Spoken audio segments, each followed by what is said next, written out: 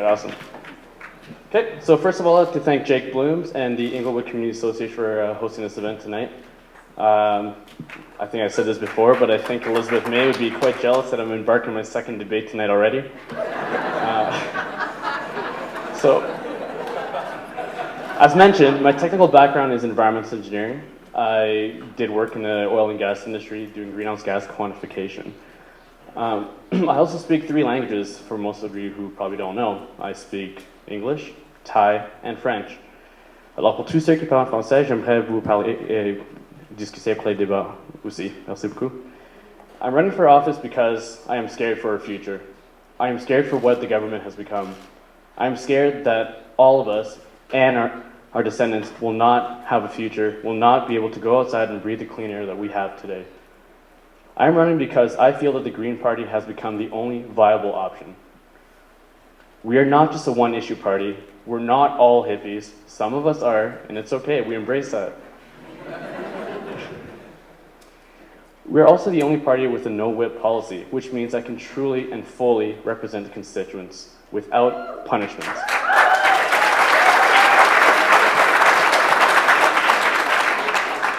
The Green Party has a 187-page, detailed, comprehensive policy manual, and we just released our 2015 platform.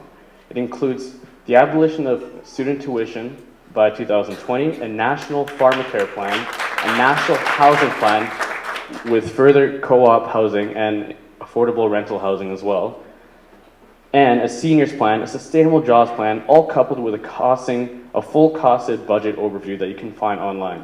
So please check it out. Thank you.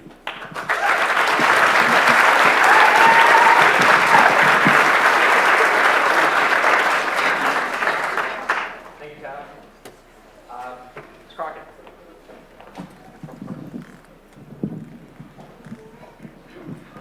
Thanks very much, and thanks, Avnish. Welcome to all of you, and thank you all for taking the time to come to the debate tonight.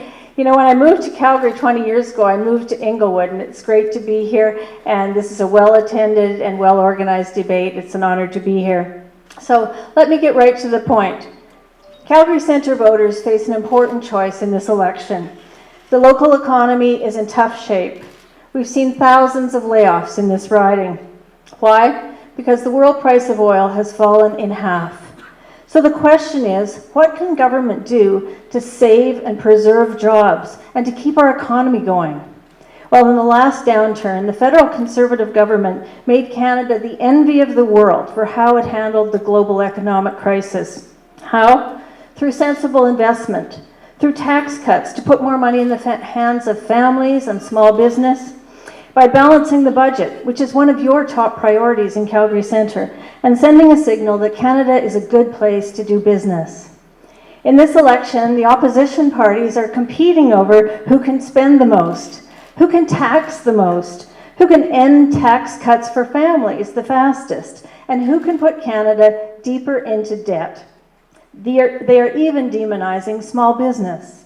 Well, those aren't solutions, and they'll make the downturn longer and deeper. We'll deal with a number of issues tonight, and I welcome them all, but to me and the people on the doorsteps that I've been talking to say the number one issue is the economy, preserving your jobs here in Calgary and in Inglewood. The positions being offered by the Trudeau Liberals and the NDP are reckless, and they will not work. I'm proud of our government's record on the economy, and since becoming an MP, I'm really proud of our record together advancing the economic interests in this riding. This is a riding with innovative entrepreneurial spirit, and I really look forward to all your questions tonight.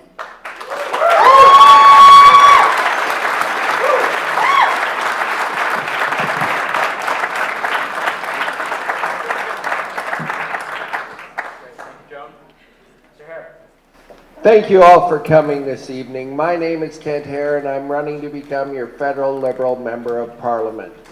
We're running on a very progressive platform, one that will see energy and the environment as two sides of the same coin. We are going to invest in families, and we are going to bring in a child benefit package that will see 300,000 kids lift out of poverty day one of being elected. Third thing, yes, we are going to make infrastructure investments in this city that are going to make differences to jobs and difference to this economy when we're heading into tough times. Fourth thing we're going to do is we're going to return Canada's place in the world to one as being that we had under Lester B. Pearson, Trudeau, under Clark, and under Chrétien and Mulroney. We're going to return that prestige of being a middle power, of being an honest broker, and taking that debate center stage and playing with our non-governmental organizations and the United Nations out there. We are also we are on the verge of doing something historic here in this riding. We have a chance to elect the first non-conservative to the Parliament of Canada since 1968.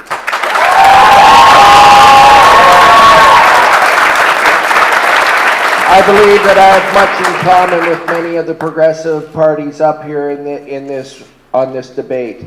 I believe I want to go to the Liberal Party of Canada and stand with those progressives and bring those ideas forward and have that voice in the Parliament of Canada. At the end of the day, we have more in common here in this room than we think. We're going to get in some partisan rancor, but nevertheless, we're going to point out some differences. But at the end of the day, I believe we are best positioned to win this, to change the nature of Calgary in this province and this country. Thank you so much.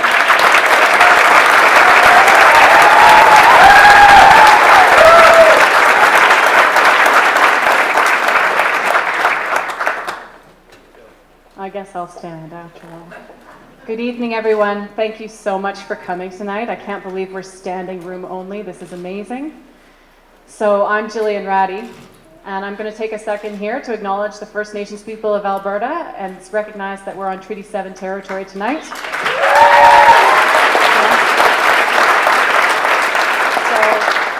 I'm very, very happy to be here as your Calgary Centre NDP candidate tonight. And I have to say, I've just come from a rally with Tom Mulcair and the rest of my party, and I'm very pumped by the whole thing. And honestly, I'm feeling more and more certain about the fact that the two old line parties have to go. These parties, the Conservative Party of Canada, the Liberal Party of Canada, they have traded power back and forth and back and forth and back and forth since the beginning of our country, and it's tiring. We need to stop the entitlement. We need to stop the squandering. We need to stop. This is just too much. The NDP has an ambitious platform. It's got a Tommy Douglas plan with a Tommy Douglas budget, and I'm happy to support it. These two parties are the parties of Bill C-51, and this is wrong. Bill C-51 is wrong, and it must be repealed. Yes.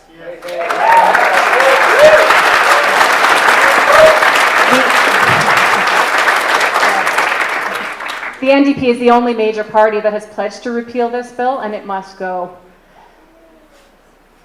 The NDP has never been in a better position. We have the motivation provincially, we have the motivation nationally, and there's never been a better time to vote NDP. In the 17 seconds that remain, I will say that I'm very happy to be here tonight, and I hope we can have a good discussion. And please come and see me afterward if you have any other questions. Thank you very much.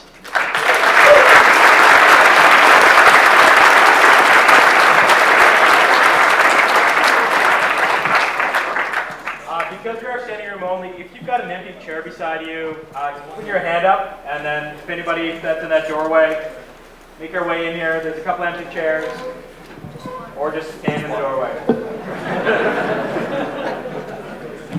Come on in. There's an opportunity to fill up the room, as well as create some opening for other people to come on in as well. Great. Thank you, candidates. Great opening statements. Thank you, everybody. So let's get now into the questions. So the 8 questions that were created or curated by the community. Brett, I'm going to ask you one more time here to help me out. Thanks, sir. Great. So our first question is for Tana. This is your question. The Calgary Centre is going to run into infrastructure needs that are going to need federal funding. Green Line, Ring Road, and other projects. Do you think it is appropriate or not to run a deficit to fund infrastructure projects? Got 2 minutes.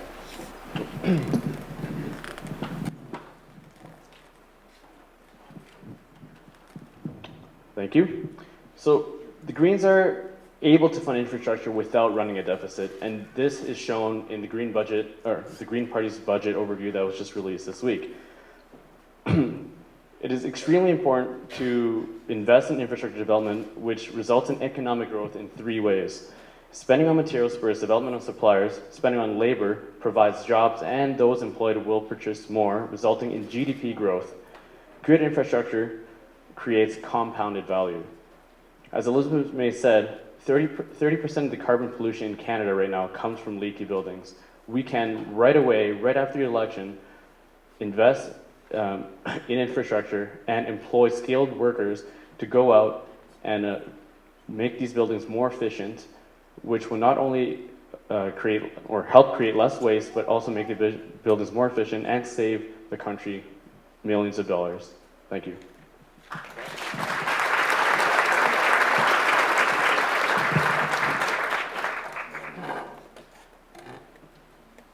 No yellow cards? Great. I'll have one actually. Yeah? Glad everyone.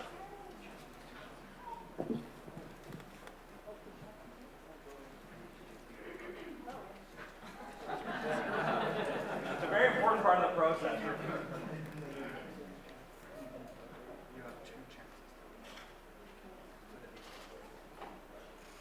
Okay, so infrastructure. Over the past decades, the Liberal and Conservative governments have truly created an infrastructure deficit. This kind of deficit cannot be erased overnight, and the NDP has a strategy to feature stable, long-term funding. Stable, long-term funding. This is over 20 years. This is the sort of thing that we need to think about in the long term. Stable long-term funding to infrastructure also results in stable long-term funding to jobs in infrastructure. It's critical in both respects. The Liberals seem to want to spend a lot of money right now. They have a piecemeal solution, and they're spending a bit like a drunken sailor. The Conservatives, they have a bit of a Ponzi scheme way of thinking about things. They promise a lot of money and then don't come up with it. They announce the same spending over and over again and make it look like there's more there. They withhold money until there's an election and then dole it out at the last minute to try and buy votes, and none of that is okay. I can tell you that the NDP government has a plan to do this all within a balanced budget because we're not going to squander money. We're not entitled in the same way. We are not going to spend $1 billion on a G20 summit fiasco. We're not going to spend $500 million on a sponsorship scandal. We're going to have a corporate tax regime that's on par with other G20 countries. We're going to scrap the Conservatives' $2 billion income splitting scheme that only benefits wealthiest Canadians. And we're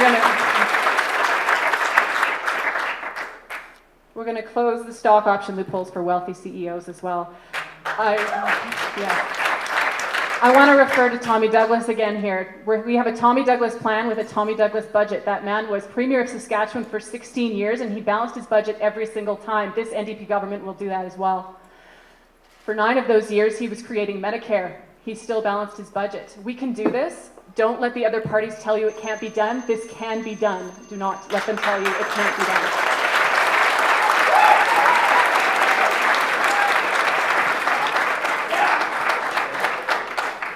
You're in with the yellow card? No? You sure? I'll drop this a bunch of times. We'll be ready. Everybody's anticipating. Right. Thank you. So our second question. This is a really interesting one. I had the opportunity this morning. One of my clients is still there for seniors. It's an incredible organization here in town to work with their management team in terms of determining what are the next steps for this organization. And this question is actually something that is coming up all the time. So there are many seniors living in their own homes throughout Inglewood and Calgary Centre and want a place to age. They may soon have to move into seniors' homes and are experiencing wait lists in the more affordable ones.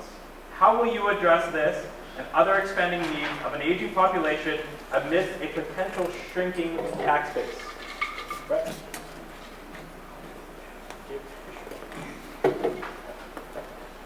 Joe.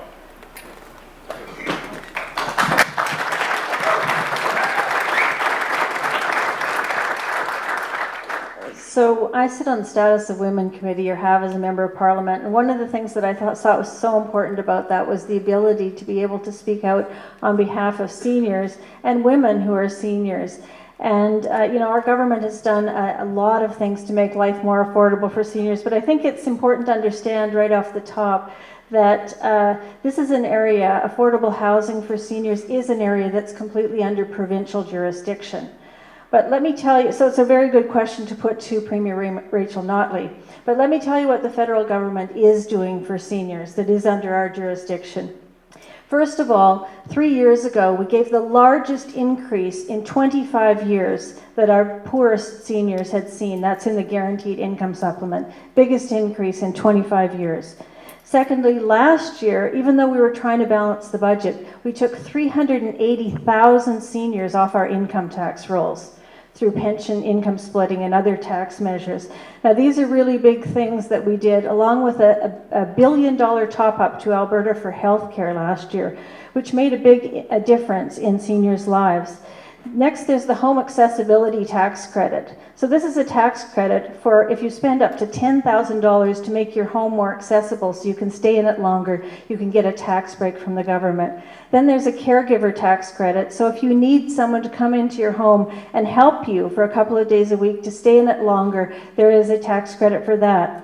Employment insurance. Your family members used to be able to take 6 weeks off work if they had to care for you if you were very ill. Now they can take 6 months off work and be on unemployment insurance in order to be able to help you if you need that help. And finally, today, Prime Minister Stephen Harper announced that there is a new single seniors tax credit of $2,000 to help those seniors who want to stay in their homes longer, they're on pension income, and they need some more help from the government. Seniors are definitely on our radar. Thank you.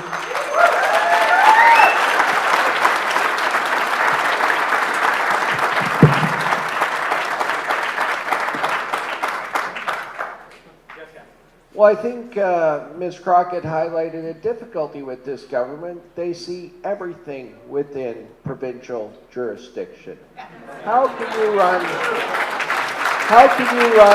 national government when your prime minister will not sit down with the premiers and discuss national health care?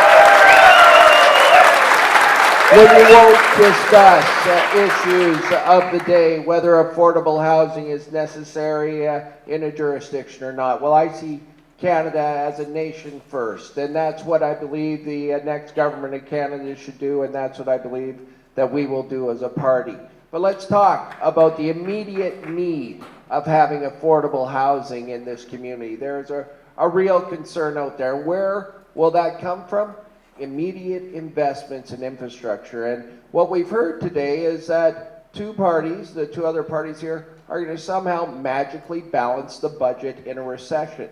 Well, they haven't been able to do that so far, the governing party. I have no idea how my New Democrat friends plan on following this austerity measure at this time and actually get things done. We're the party committed to actually growing the economy, to investing in affordable housing. That is in our infrastructure plan and our programs going forward, to have social housing and options for seniors to live in.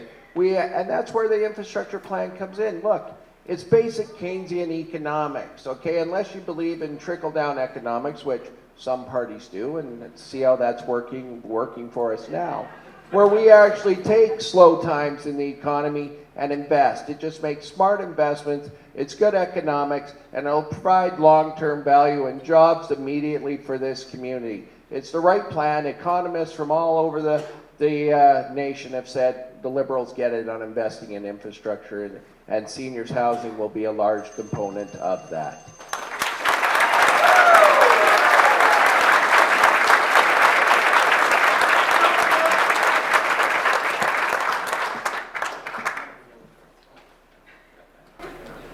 Good? Anybody else want to jump in? Great. Thank you. The third question, and I didn't know that this was a word, but it is. Inglewoodians.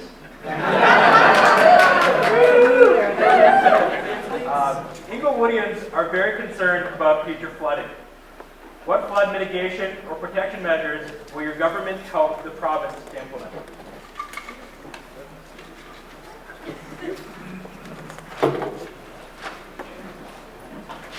Jillian, start with you. All right. So I'm a Calgary Centre resident. I remember very well the devastation that the floods caused around here in terms of home loss, in terms of emotional energy, in terms of economic loss. So I know there's still a lot of stress, especially in this neighborhood around floods. The city has done some things to act, but we still have some big projects to get off the ground. It's my understanding that there's 3 projects that are kind of in the works. We've got our Springbank diversion, our Glenmore diversion tunnel, and McLean Creek Dry Dam.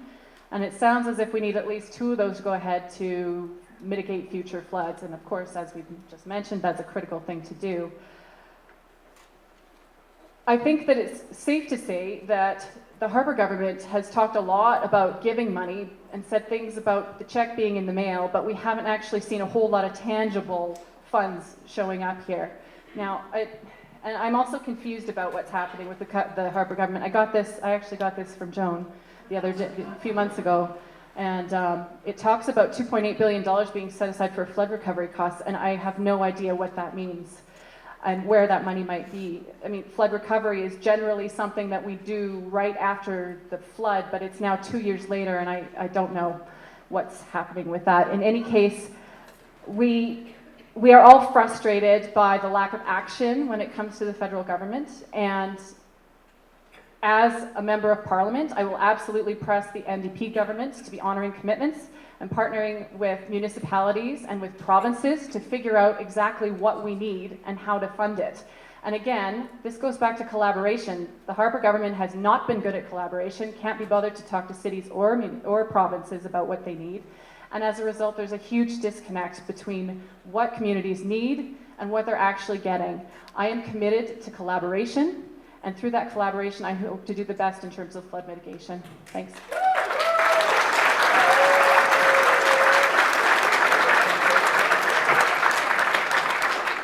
We've got 2 yellow cards. We'll go to Kent first, and then we'll go to Joan. You're in first, Kent. Well, let's be clear. It's been 2 years since the flood, and simply put, this government has failed to act. Well, the City of Calgary has made 2 applications, and they've been rejected for both of them. A third one is still on the desk somewhere in Ottawa.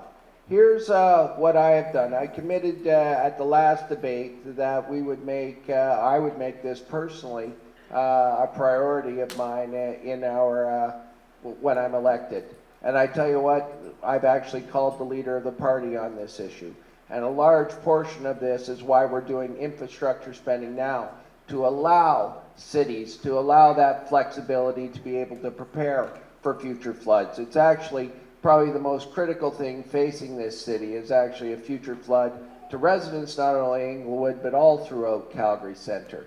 And I would encourage everyone to please pay attention to that over the course of the next number of days. What parties are actually going to do in terms of a concrete action plan to deal with flooding in this community.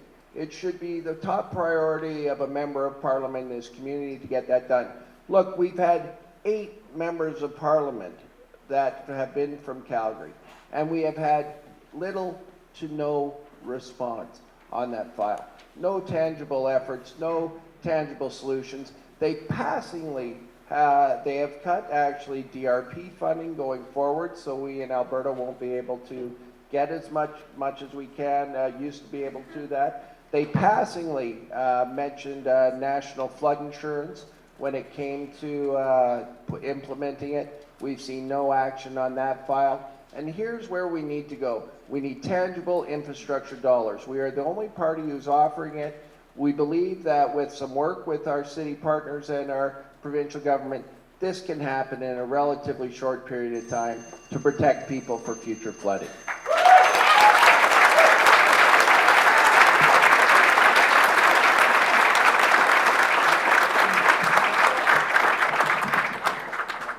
It's really nice to have an opportunity to talk to you about the flood because it's been the major file that I've been working on as your member of parliament.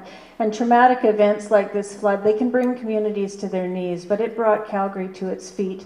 And there were so many heroes, and I was so proud of how Calgarians responded and our federal government. So I was here in Inglewood, just a few blocks away, on the night when the river crested here. And I was there because our military had been deployed out to sandbag that street, 8th Avenue, to try to prevent the river from washing away and taking those 2 whole streets of houses. And the military and the city of Calgary guys were out there working by spotlight. It was an amazing thing to see, and they were able to save those houses.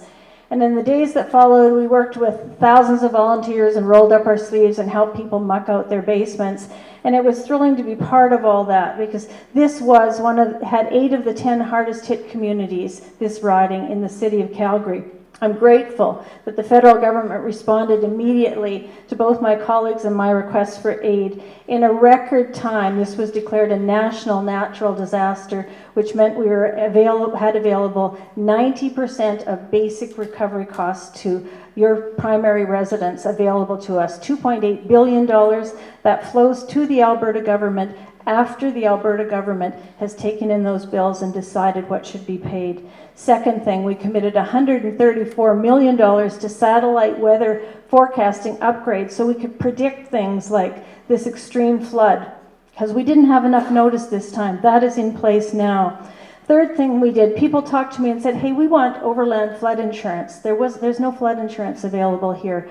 So I went and talked to the Minister of Public Safety. What can we do to get flood insurance? We committed in the budget last year to talk to the insurance companies, and they said they needed flood mapping. We funded that in last year's budget. And last year's budget, $3.2 billion for infrastructure funding was allocated to Alberta. I had inserted in that flood mitigation. It is acceptable, and a usage for that money, I can't wait to see it used.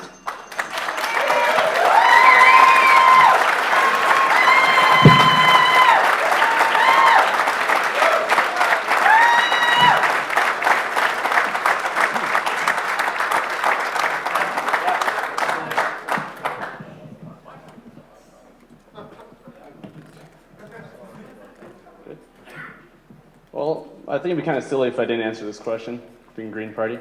Well, being an environmental engineer myself, I actually understand the technical aspects needed for flood mitigation. I took many courses on urban stormwater management. I understand that Calgary is on a floodplain for another disaster, and it's inevitable, unless we hire and elect an MP with an environmental engineering background. Furthermore, what Calgary Centre really does need is a proper management of the watershed's hydrological, ecological functions. I know I'm throwing big words here, but I'm just trying to sound good as well, right? What we need is to implement bioretention facilities, raising dikes, increasing permeable surfaces throughout the city, and ensuring that all new infrastructure is created with environmental protection agencies' low-impact development, design, and guidelines in mind. We really do need better engineering, and we can start right now, right here. But we need more engineers in Parliament. That's the basic truth. Thanks.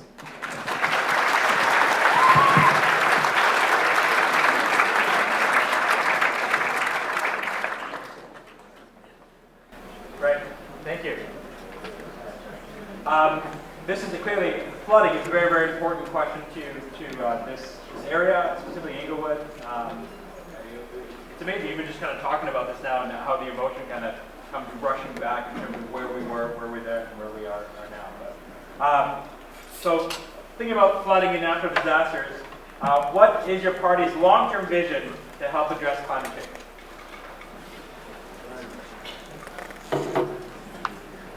And this is going to Ken. Well, first off, we're going to admit that it's real and that it's ever-present danger.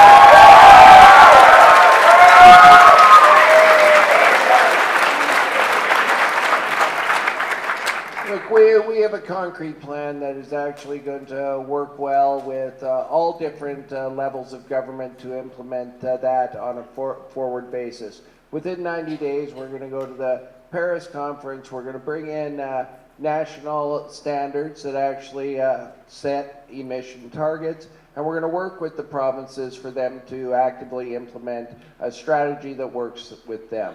Look, we already have 4 provinces that have a price on carbon, and they seem in the main to be adapting to that environment. We're going to work with the other provinces to ensure they have a regime that actually brings down emissions, that actively works on this file.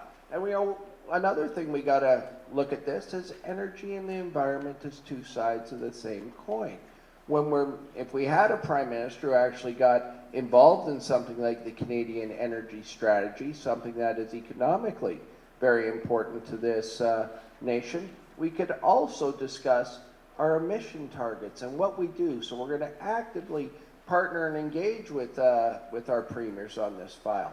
How else can you govern a country if you're not willing to meet with your premiers?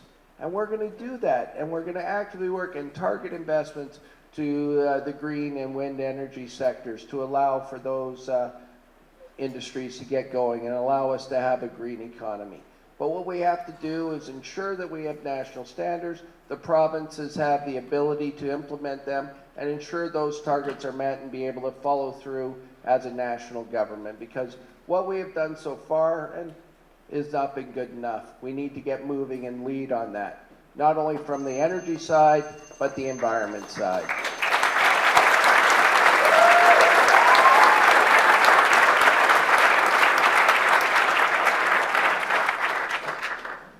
An opportunity to hop in. Do we have any more yellow cards? No? 5 few more? No, it's okay. Okay. Right. Thank you. Our first question. So some people are worried about the lack of oversight of the powers given to CSIS and the police under Bill C-51. Do you share this concern? And if so, what will your party do to ensure greater oversight? I think this has already come up in the discussions, but very specific. Gillian, back to you.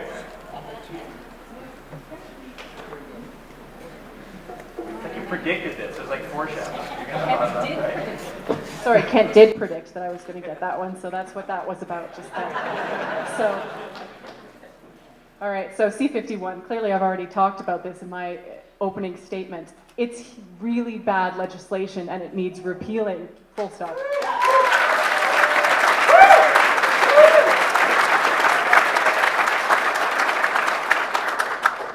So, and this is the culmination of a number of bad pieces of legislation since 2001 that have slowly eaten away at our rights and freedoms. This is very much like the boiling frog analogy, which I'm sure everybody is familiar with, where the frog that jumps into the boiling water jumps out immediately and lives, but the one who stays in cool water on the slowly increasing heat will eventually kill itself because it doesn't quite notice that it's getting hotter. This is exactly how things are happening with civil liberties in Canada, and we need to stop the creep.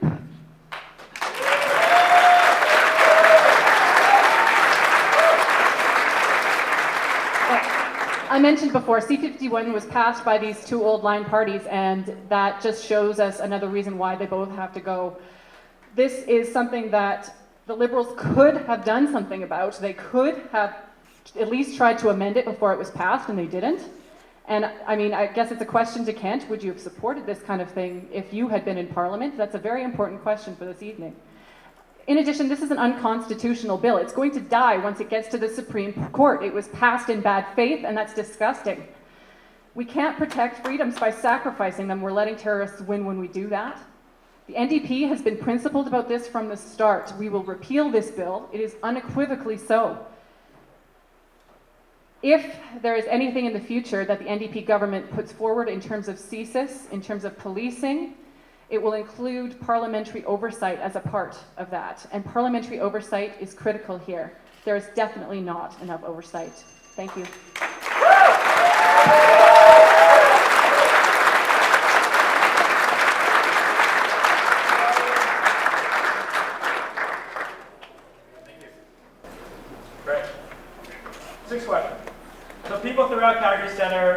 experiencing the effects of layoffs in the oil and gas industry, either directly or indirectly.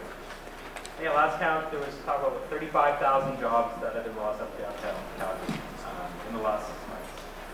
Do you share this concern? And if so, what will your party do to ensure? Oh, sorry, I was combining two questions there. Trudeau, the effects of layoffs in the oil and gas industry, either directly or indirectly, what can you do to help ensure economic growth or stability for Calgary Centre?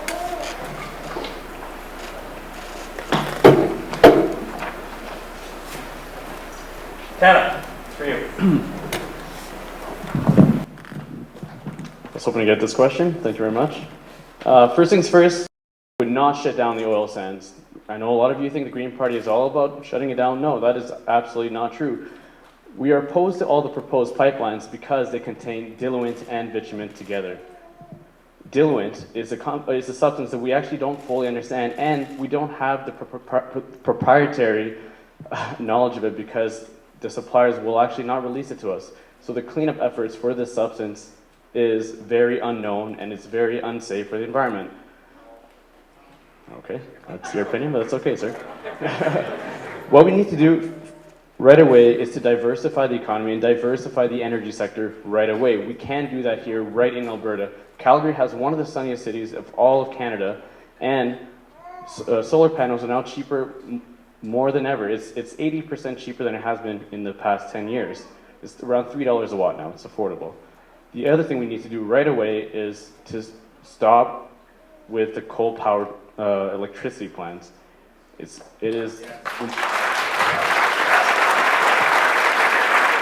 extremely harmful to the environment, and there's much, much safer opportunities for us to diversify and invest in right away. My friends, a lot of my close friends have already left Calgary because of the layoffs due to oil and gas. And that's hurtful for me, and I'm sure a lot of you guys as well have been affected by this. We need to stop putting all our eggs in the bitumen basket and diversify right away. Thank you.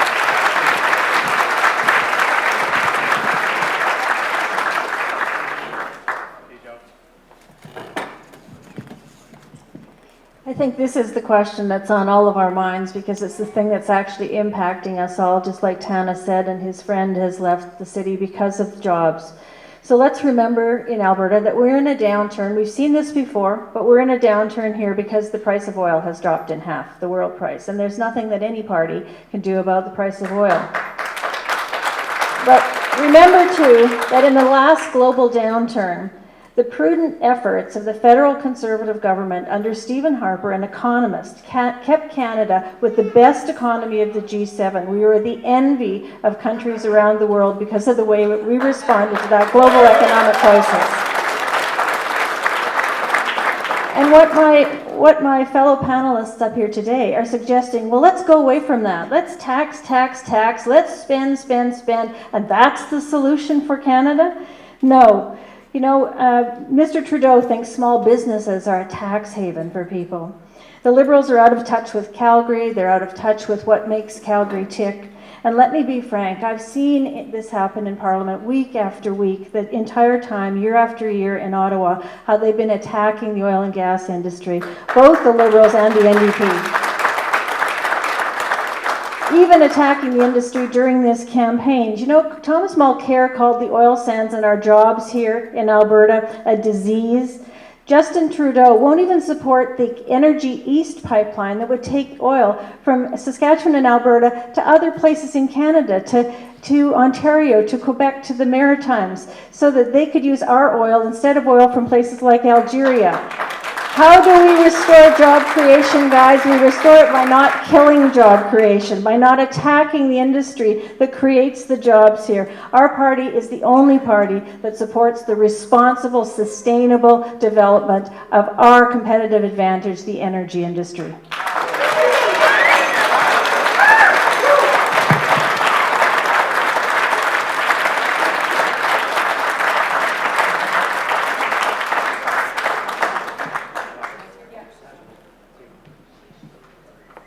So where do I start? The Harper government only has a plan A for Alberta. The plan A is oil and gas. There is no plan B. So when oil prices plummet, this is what happens.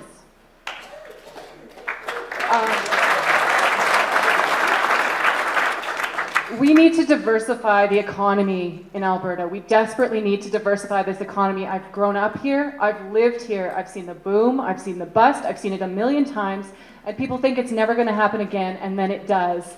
Please, please, please elect me so I can stop this. Honestly. So, how do we do that? We need to absolutely support the oil and gas industry. Clearly we do. This is critical to Calgary Centre. Absolutely. I'm glad we can agree on that.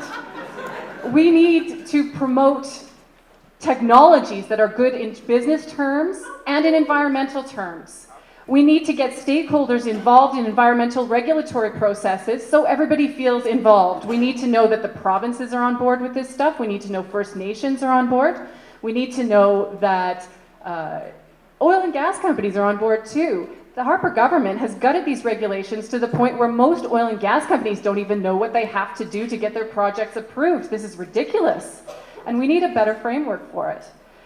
In any case, we need sustainable investment in new energy as well. We only have oil for another 85 years. We must move toward new energy, and we must do that for the sake of our children and grandchildren so they have prosperity in the same way that we have had for oil and gas. We need to do that now. We also need to think about youth employment strategies, which Tom Mulcair has done, and recently he has pledged money for $40 million, I believe, for youth employment. We need to cut the small business tax credit so that small businesses can create the jobs that we know they can create. And I suppose this is the point at which I agree with Joan for the first time. Thank you very much.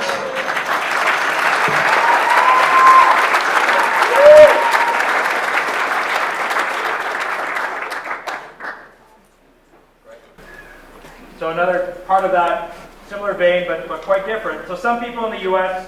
won't trade with Canada unless we demonstrate a commitment to environmental responsibility. What is your position on addressing this?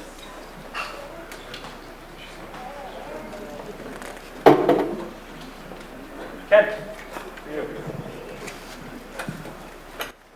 Well, it's not only a concern from the United States, but it's through our markets throughout the world.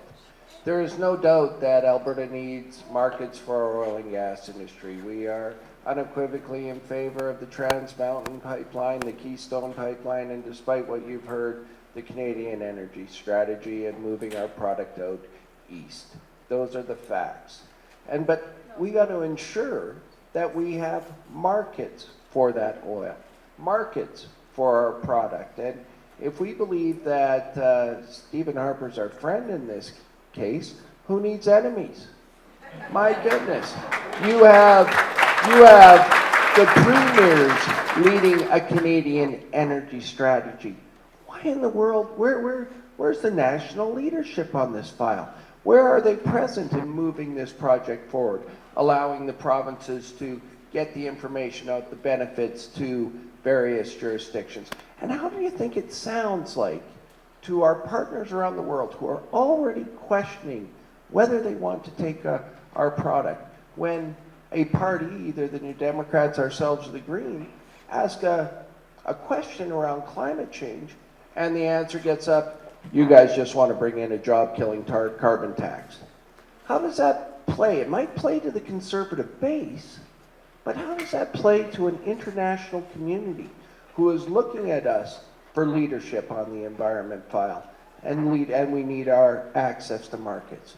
Really, it doesn't. We got to understand the world is a big place, and we have to play our part. We have to be seen to see energy and the environment as two sides of the same file.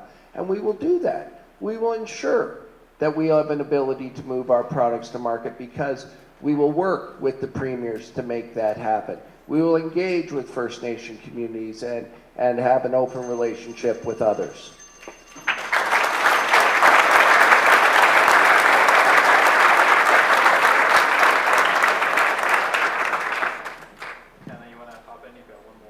Oh, yeah, sure.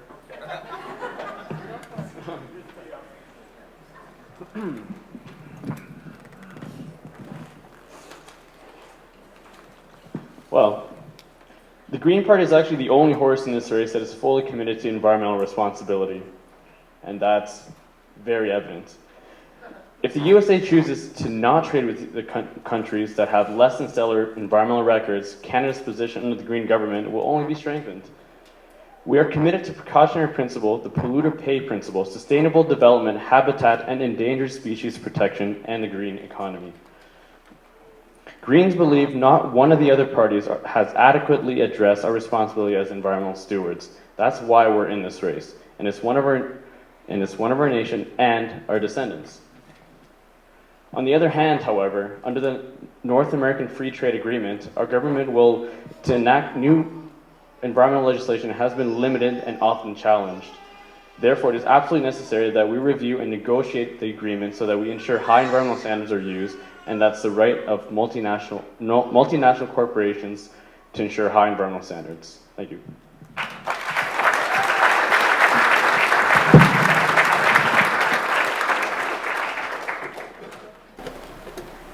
So our last question is for Joan, for the last of the 8, and then during the break, we're going to collect the questions that you've put together and kind of curate the second half.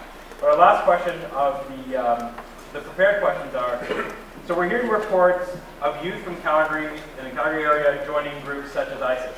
How would you address the issue of youth radicalization? So I'm tempted to use 2 seconds to say I helped draft the toughest pipeline safety legislation on the planet, which we passed, and it does enshrine the principle of polluter pay. So let me address the terrorism issue. So it's unbelievable to a lot of us that this could actually happen in Canada, that we could have our kids radicalized into terrorism. But it actually happened down the street from us. It happened on 8th Avenue, downtown, right next to the University of Calgary's downtown campus, where we had several of our young people born and raised in Calgary who were radicalized into terrorism, flew to Syria, joined ISIL with tragic consequences. This does happen. And our government is taking very concrete steps to be able to deal with this. First of all, we are freezing the assets of any known terrorists in this country so they will not have the funds to be able to go and recruit our young people into terrorism. Secondly, we passed legislation so we can shut down the websites. This is one of the primary means that they use to recruit people into terrorist activities is websites and chat rooms. So we now have the tools to be able to shut down chat rooms when they're specifically for the purpose of recruiting our youth into terror. Number 3, we have the ability now to talk to parents, and we had to make a legislative change in order so that if our security forces become aware that there are kids in our midst who are being lured into these chat rooms, they couldn't talk to parents before. And we had parents actually say, my son went over to Syria and fought there and I didn't know.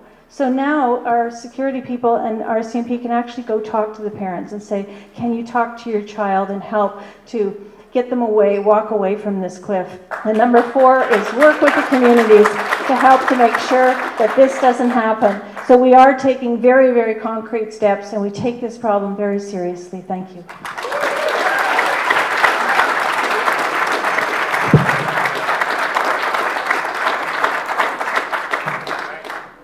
Thank you all. Excellent job. So now it's time for a break. We're going to take 10 to 15 minutes. You guys want to stand up just so that everybody identifies?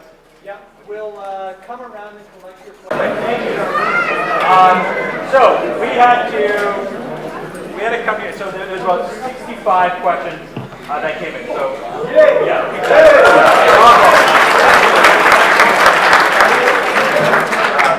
these are the indicators of engagement, right? It's amazing when you kind of put this out there to the populace, to everybody to say, what do you want to listen to? What do you want to hear about? We have this flood of questions, but we can only pare it down to 4.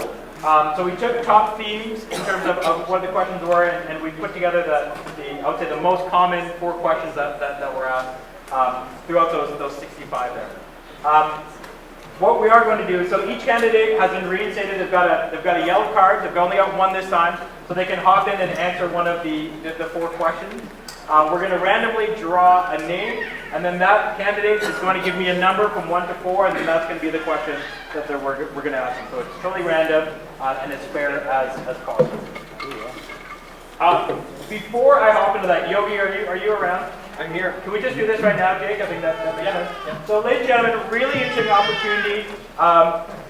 Yogi, Mr. Henderson is an independent. You can call me Yogi. I can call you Yogi. You got it. So Yogi is an independent and would like to run in this riding. I will be running. He will be running in this riding. He's looking for the signatures required in order to be able to submit his papers. He asked us to be able to give him an opportunity to address the crowd, but we're kind of shifting it a little bit and saying he's looking for individuals that can connect with him to be able to sign his papers so that he can become a full candidate. You've got until which date, sir? I want to get it done by tomorrow. I got an 84-year-old uncle here who will go knocking on doors tomorrow if I don't get 100 signatures.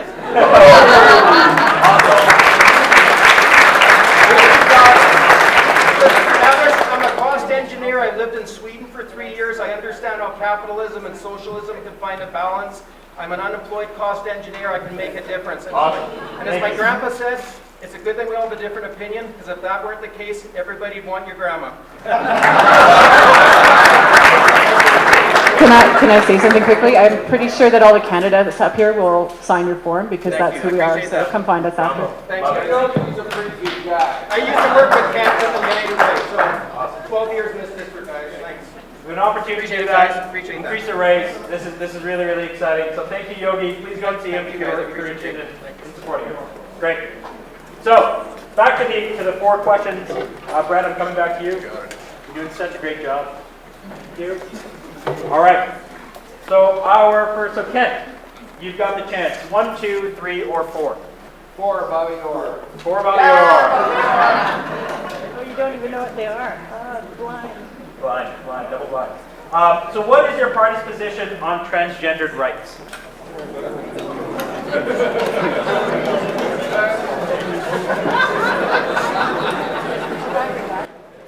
Well, I think we have to look at this in a more holistic way. You know, we have to ensure that human rights are respected, and that we're actually opening up more opportunities for more people to be embraced and not feel discriminated against. And there's, we go back to what I see this government has done. Look, the picking fights with people because they wear a niqab. Whether they're on Bill C-24, making citizens who were not born in this country second-class citizens by the nature of their change in status here in Canadian citizenship. We look at the way they have treated the temporary foreign worker file and seen those workers as a commodity and not having a path to citizenship. That's not the Canada that I grew up in, nor the one that I believe we should aspire to as a nation. And that's why I bring that back.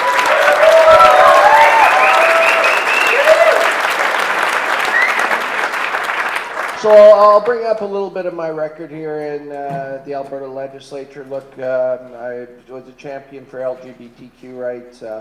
We fought against Section 11.1 when it was brought in under the Stelmach regime. I was the originator of Bill, or Motion 503, which eventually had changed all party opinion on allowing gay-straight alliances in all schools, whether they went to public, Catholic, or private school. I'm very proud of that record. When it comes to transgendered rights, we see them needing the full citizenship and opportunities that other people need.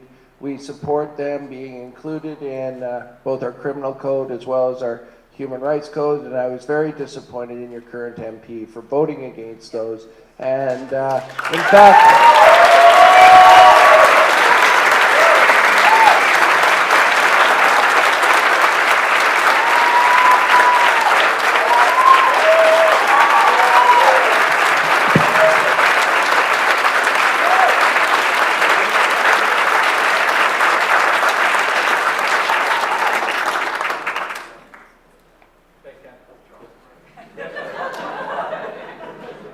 What? No surprise?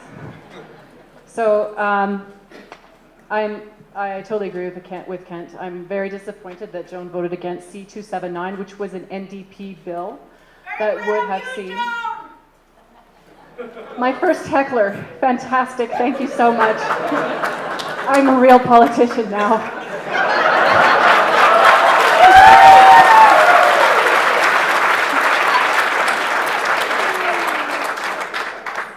So this was an NDP bill that would have seen transgendered individual gender identity protected under the Charter of Rights and Freedoms, and that's critical to transgender individuals, and the NDP is wholeheartedly supportive of them in this respect. It also would have made it a hate crime to perform violent acts against transgender people because of their transgender status. And this was a critical piece of legislation. A lot of Conservatives voted for it, and Joan didn't. And that's really disappointing. And then there's the obvious issue around the Calgary Pride Parade that has come up, and it was just unfortunate that we didn't hear a direct answer at that point about her stance on transgendered issues, and I think tonight is a good opportunity for us to hear that.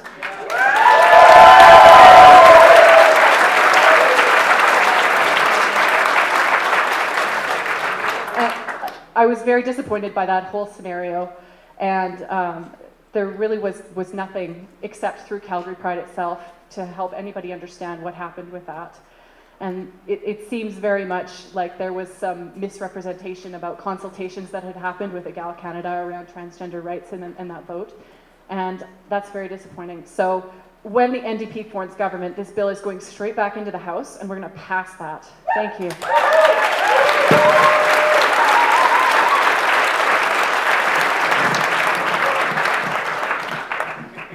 Sure, this gives me a good chance to correct the record. So this is a complex issue, and I think not, well, it is, because if you want to hear the answer, not all bills are right the first time around. So my record is very clear of being a really strong advocate for human rights issues, including LGBTQ issues. In fact, I've been on the Hill on Day of Pain participating with the Centre for Gender Diversity since I've been an MP. My son is on the board of Pride Calgary, but this particular bill did not help us move forward on the issues that we hoped it would. And as a legislator, your job is to put forward sound legislation. This particular bill did not meet that test. And my question to my Liberal friend is, why didn't your leader vote for that bill?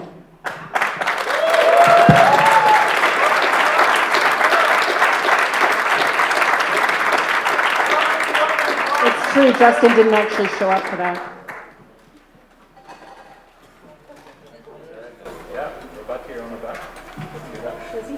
Well, let's be clear here.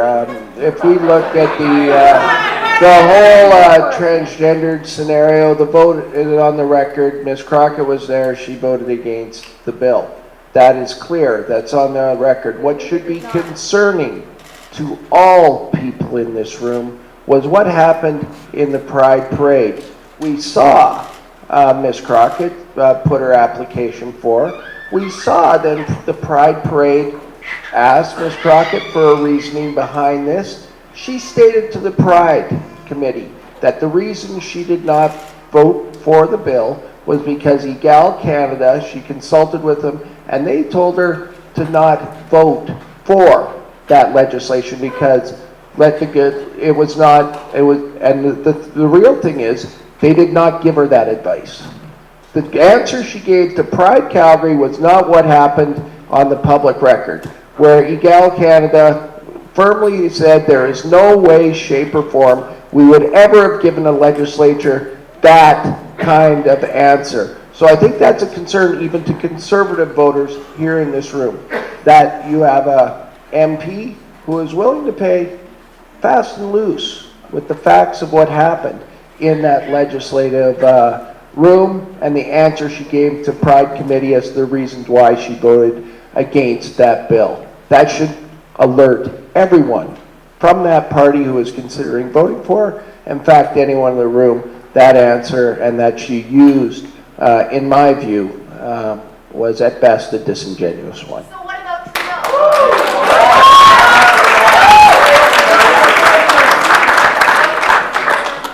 Answer the question, Dave. What about Trudeau? He's not in the room. Yeah, it's not.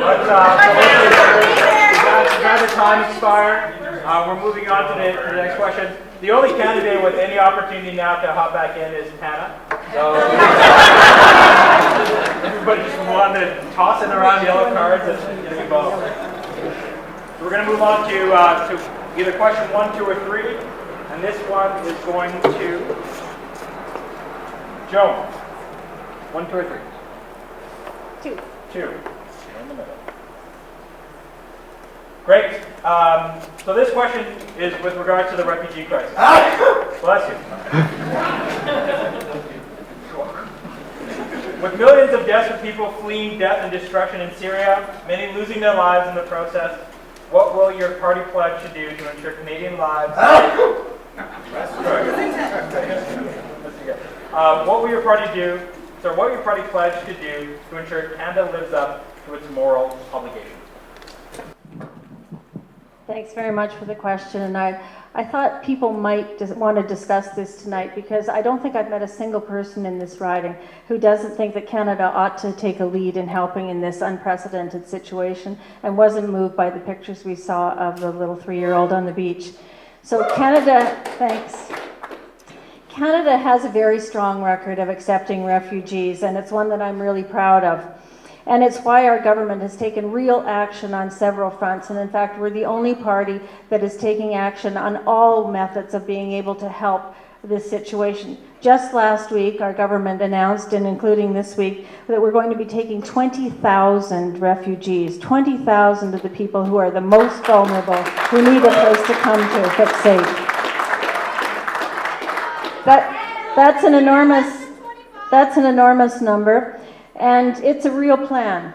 Now, the second thing that we're doing is that we're actually providing humanitarian aid. So we need a 3-pronged process here. One is actually accepting refugees, one is humanitarian aid, and the last piece that's very important is participating with our allies in being able to degrade the efforts of ISIL to destabilize this entire region and put 60 million people at risk.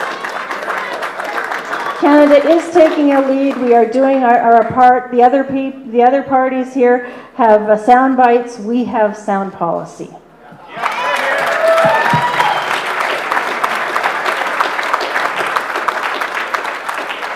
many refugees have you gotten so far?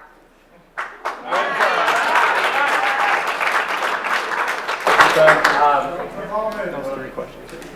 That was.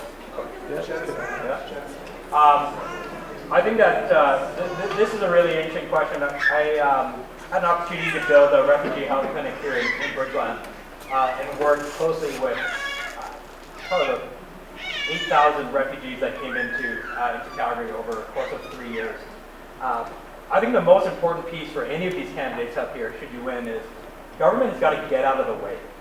We have people that are accepting refugees, privately sponsored, are committing to them financially. And who will steward for these people? Government's got to realize at what point do we remove the barriers in order for Canada to live up to its own. So we are matching your donations, by the way. That's a new announcement. You're near to my heart.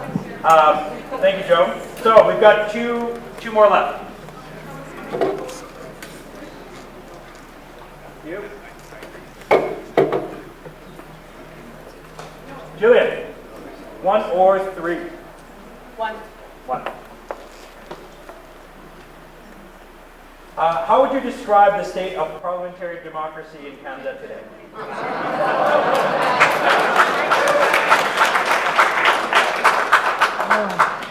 Where do I start? So I've spoken at length about this before, and the state of parliamentary democracy is at its lowest state that it has ever been, and it's horrifying.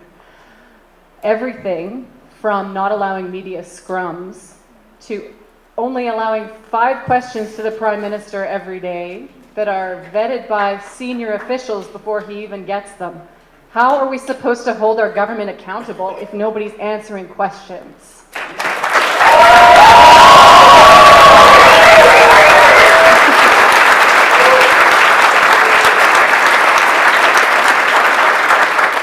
We need to make government more open, and it needs to answer questions. The collaboration aspect of things is also critical here. If the government isn't talking to anybody, how can it govern its people?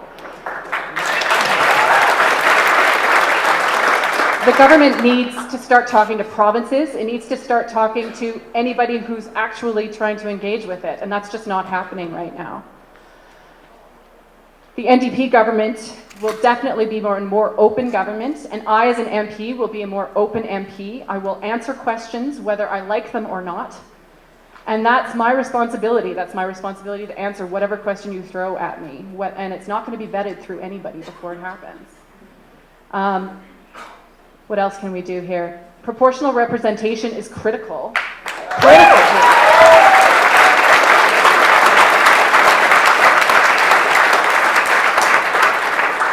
Can I get some more time for applause? So we need proportional representation. It's not right that a governing party is elected with 30% of the vote, and we need to have a more equitable distribution of seats according to parties, according to voter percentage. That's just key here. It's also critical for voter turnout. People aren't engaged in this process enough, and if they feel like their vote matters, they will be more likely to vote. And I hope that everybody will ask Tana about his efforts to get all of us in Calgary Centre to pledge to increase voter turnout in Calgary Centre in particular. The voter turnout in this riding has been horrible.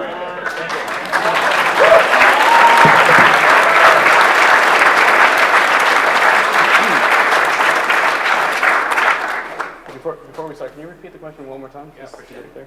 Thanks. How would you describe the state of parliamentary democracy in Canada today? Okay, thank you. And thank you, Jillian, for that segue. And I will actually elaborate on that because you've answered the question very well, the initial question. So actually, recently I sent an email to all the candidates here and their teams, and what that email stated was that I would like all of us here to pledge together to work on a nonpartisan issue and increase the voter turnout here in Calgary Centre. And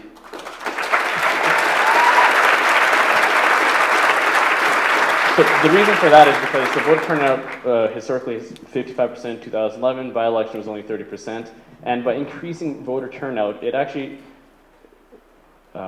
historically has shown that it's been a little bit more left-wing. So anyways, so I hope you guys will take the pledge with me and, you know, really help the communities, and that includes 18 to 25 who normally don't vote, and the homeless as well. So that's number one. But the state of our democracy is in complete shambles. The way that we elect MPs into the House is a disgrace. It's not proportionate to what we have. The Conservative government got voted in with not a majority, and it represents 100% of the constituents of Canada. It's an embarrassment. Also, MPs need to serve the people in the constituents, which means, especially in an election period, the incumbent should be there at every event, every debate, every forum.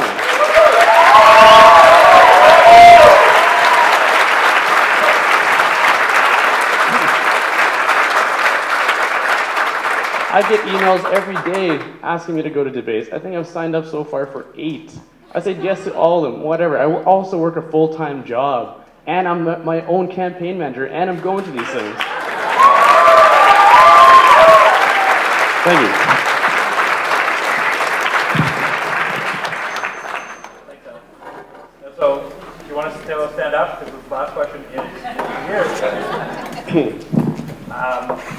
What will you do to implement the recommendations of this year's Truth and Reconciliation Report? One more time. Yeah, for sure. Keep walking away because I'm cutting a bunch of people off on that question. What will you do to implement the recommendations of this year's Truth and Reconciliation Report?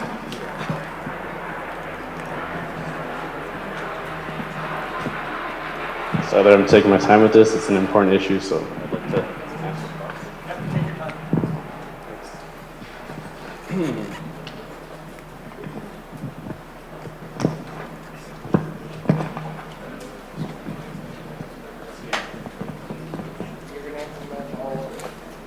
Thank you. Well, Kent knows my policy. Thank you very much. We will implement all of them. On October 5th, actually, there's a vigil happening in downtown Calgary. I invite you all to go. It is to raise awareness about the missing women and children that were murdered, the Aboriginal missing children and women. And I urge you all to come and support the cause. I've accepted to go. I don't know if you guys have accepted yet, but please come if you aren't working, or I don't know what else you guys do, but. And absolutely, there's not enough work that's going towards the truth and reconciliation issue right now, and the Green Party absolutely supports Aboriginal causes and to expand funding as well as more initiatives to help them get out of the state that they're in right now. Thank you very much.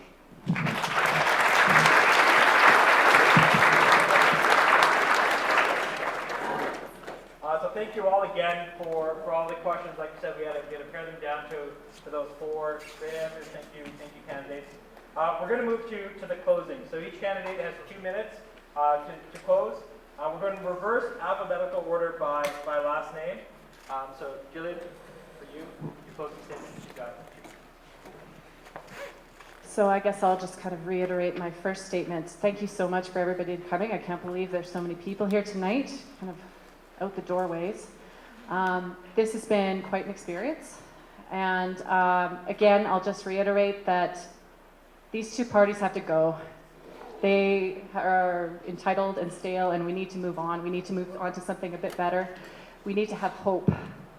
And if for some reason I'm not your candidate, I urge you to consider Tana on the other side over there, or our Libertarian candidate, or the independent who's just named himself tonight. I really feel like we need something new in Ottawa for Calgary Centre, and there's a lot of great ideas that are not coming out of the 2 main parties.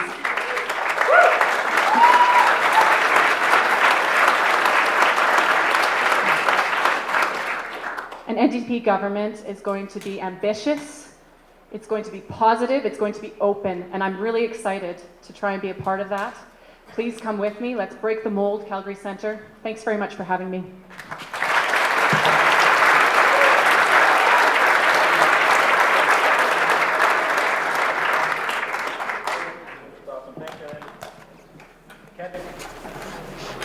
Well, first off, I'd like to start by thanking each and every one of you for being here, caring enough about your community, this city, this province, and in fact this country, to come here tonight and hear a very robust debate. I'd also like to thank Tana, Joan, and Jillian for putting your names forward, and it's not an easy process, and I thank you guys from the bottom of my heart for doing that.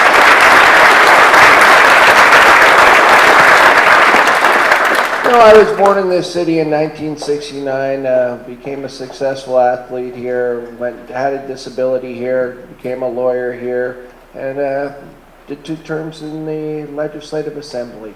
I owe a great debt to this city because much of the success I have is a result of the city and the province and the country I live in. And I want to be your member of Parliament come October 19th. I believe that I have the experience of battling for progressive caucuses inside of them and winning forward many of those debates. And I've been up here tonight and I've reviewed the policies of both the Green Party and the New Democrats. And many of the issues that are present there are not lost on me. I understand the direction and concerns of their platforms, and I understand that I want to go to the Liberal Party and battle for progressive causes on behalf of Calgary Centre. In my view, given for whatever rhyme or reason, I am best positioned to become the non-conservative elected to this federal parliament.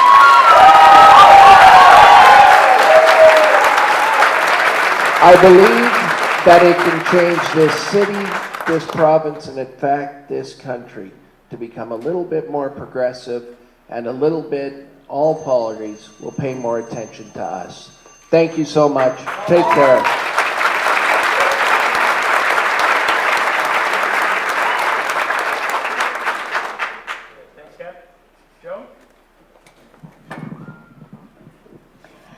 I want to thank every one of you for coming out to the debate tonight. This is part of democracy, for the people, by the people, of the people.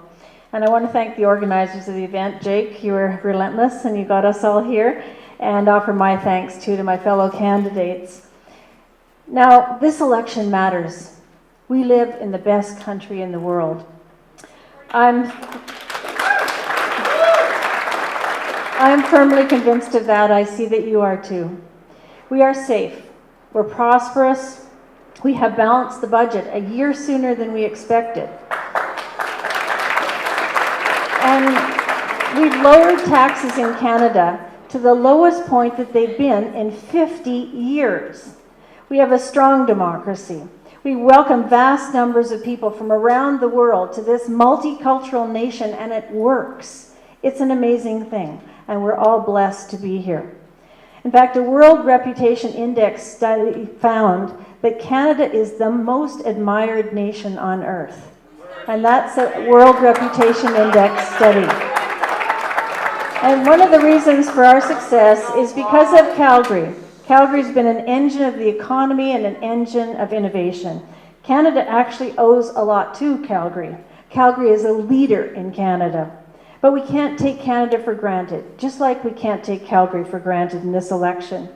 Calgarians should not gamble on Canada's future with the reckless policies of the Liberals and the NDP.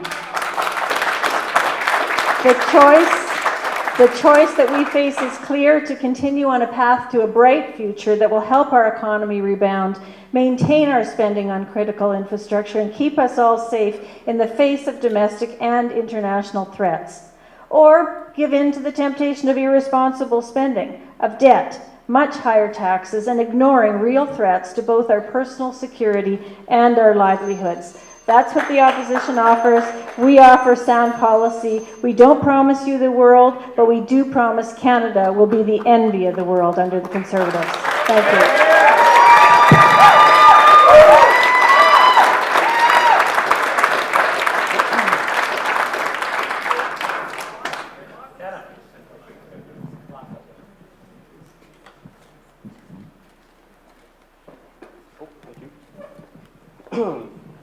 So, thank you very much for having me as well. Thanks to the Inglewood Community Association, and thanks for coming out tonight. First off, I'd like to rebuttal quickly here. We are not the most admired country in the world. Unfortunately, I wish it was. Unless you're looking at 1995 polls, Wikipedia maybe. We're definitely not at the moment, I'm sorry. Irresponsible spending? What about the last 9 years?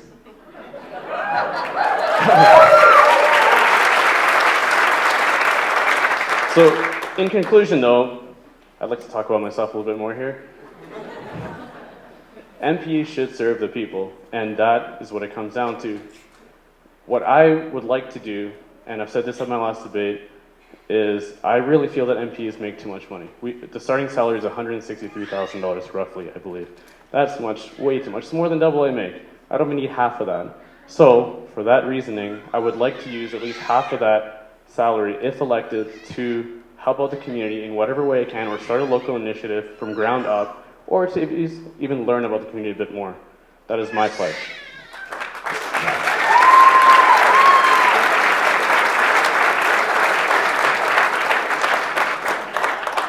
And to continue on with what Jill and Ratty was saying, I really urge you guys to pledge with me to increase the voter turnout. We can do this publicly.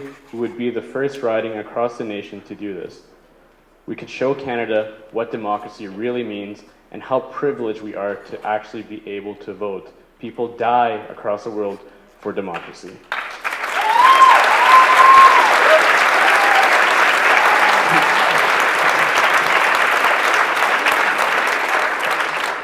Lastly, these candidates here and their party may be what the media is telling you that you want, but I full-heartedly believe that the Green Party and myself is what you need. Thank you.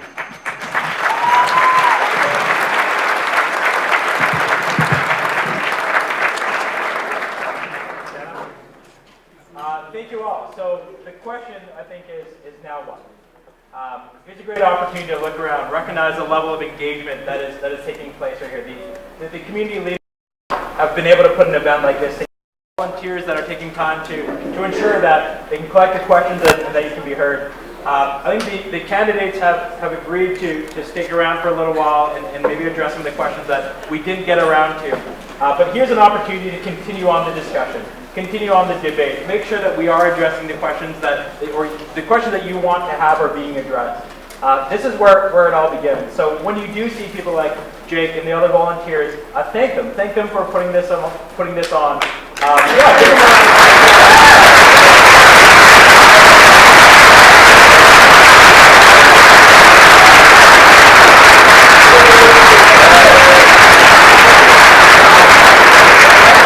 Get involved in campaigns, connect with individuals, have discussions, recognize how important this opportunity truly is.